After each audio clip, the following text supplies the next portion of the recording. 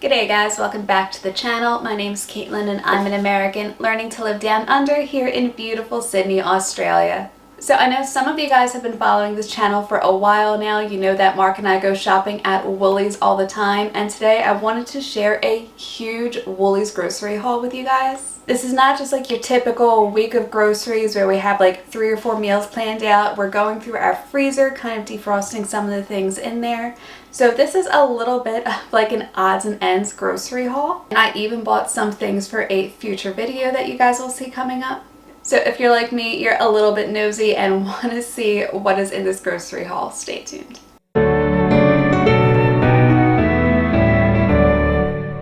So I put everything up on the counter, and probably the best way to do this is to get like the biggest, bulkiest things out of the way first.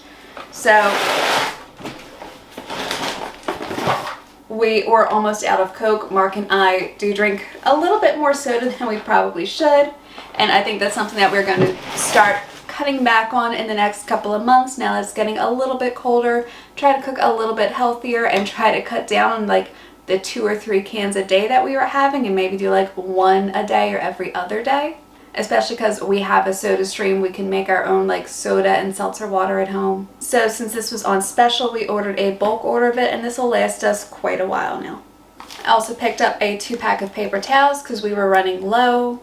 I've been cleaning around the kitchen and things like that a little bit more, and I'm one of those people who will go through like an entire roll of paper towels to clean a room. I don't like using rags. I prefer to use paper towels. I know it's not the most eco-friendly way of cleaning, but that is just how I am. I'm somebody who, if I'm cleaning, I'd rather grab a clean paper towel than reuse a rag over and over and over again.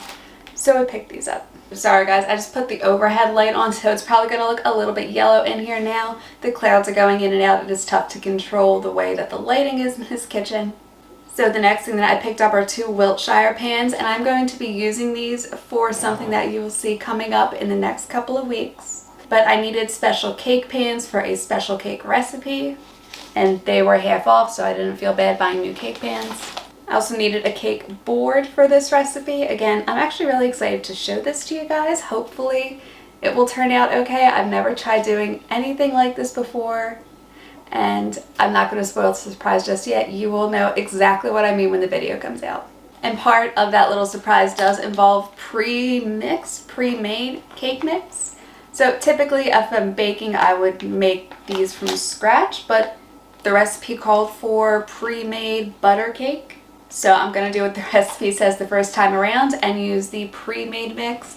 They didn't have like the really cheap bag, like $1 butter cake mix. They were out of stock. So I went ahead and bought greens mix. I've never tried this before. If you like this better than like the 99-cent bag mix, let me know down below if the price difference is actually worth it. I also needed a little black licorice ropes for this recipe. I'm not a black licorice fan at all, but that's what the recipe calls for, and luckily I only need a couple strings of it. It's for decoration, so I can take it off and not have to eat it. I thought this was bigger when I ordered it. I guess not. This was half off. It's a little thing of mouthwash. We're running a little bit low, and it's one of the things you never want to run out of. So even though this is a little bit smaller than what I thought I was ordering, it's good to have an extra on hand.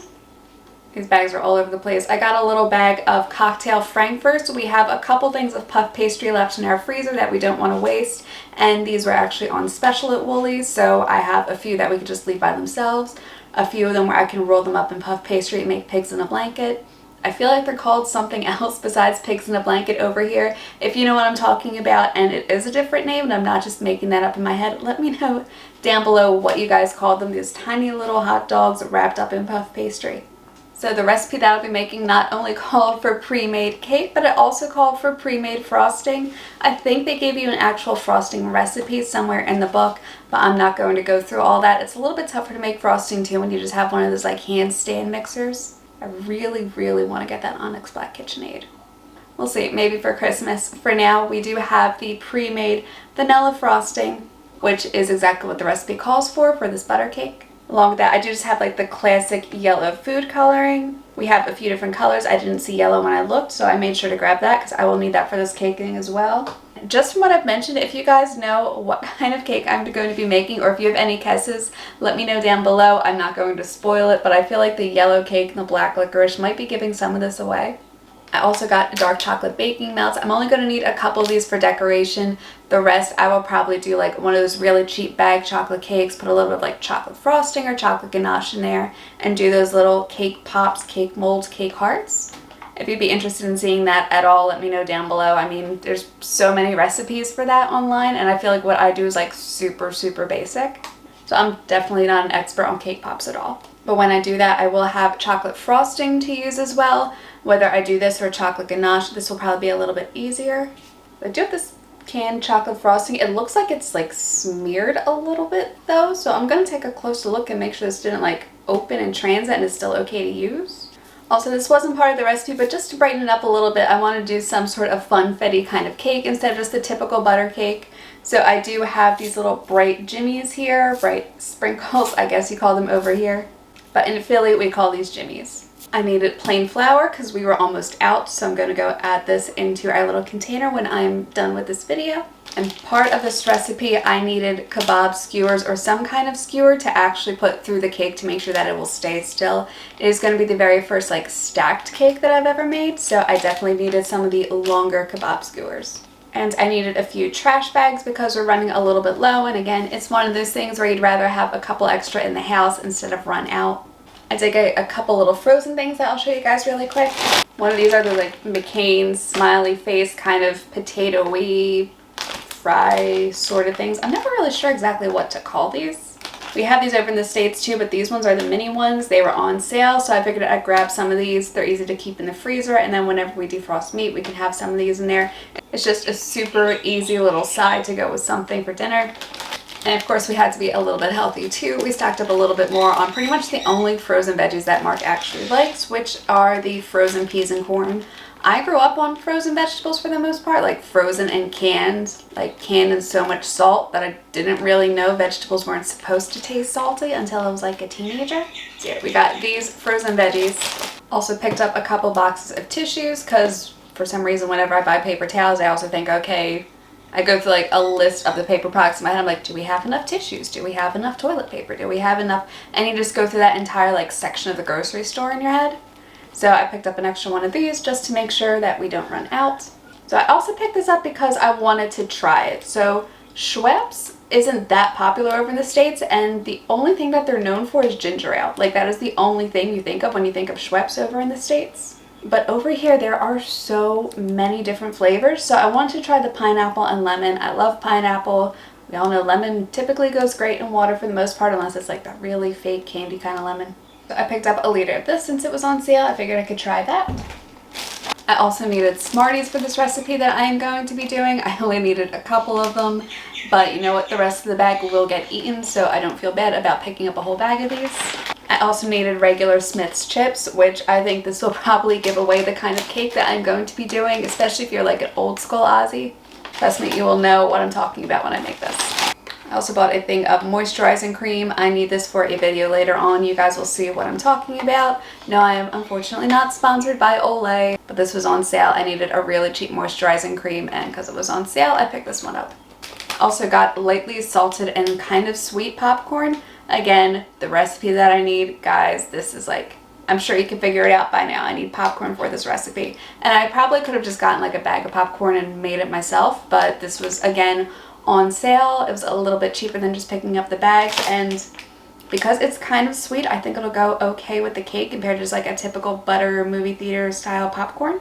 I picked up some basil because I'm probably going to do like a margarita pizza later on in the week. We have a pizza base, I think, that is still in our freezer, and this always goes good with it. Do something with like chicken and all, so basil's always good to have around the house. Also picked up a ton of broccoli. So one of the things that we're doing to try to eat a little bit healthier is just doing like a chicken broccoli and rice dish.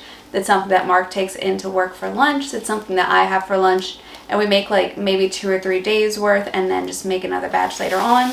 So we need a lot of broccoli, we have chicken, and we have plenty of rice. I'm glad I picked this up. I almost didn't because I knew we had a really large container of milk in the house. And last night, Mark accidentally left it out on the table all night, so the milk went bad. So I'm glad I picked up another thing of full cream milk. I also bought this to go with the pizza, just to try something a little bit different and something I might do on just like regular chicken breast or something to sprinkle on top of it. is this mozzarella, cheddar, and Parmesan blend. I haven't tried this one before. I'll see how it is, and worst comes to worst and you don't like it, you just don't buy it again. I also picked up a giant container of orange and mango juice. Mark drinks this all the time. This will probably go through in like a matter of 2-ish weeks. So we are stocked up on that for a little bit. Now these were on sale and they're cheaper than going to the 7-Eleven and getting these. I picked up 4 bottles of Dare coffee.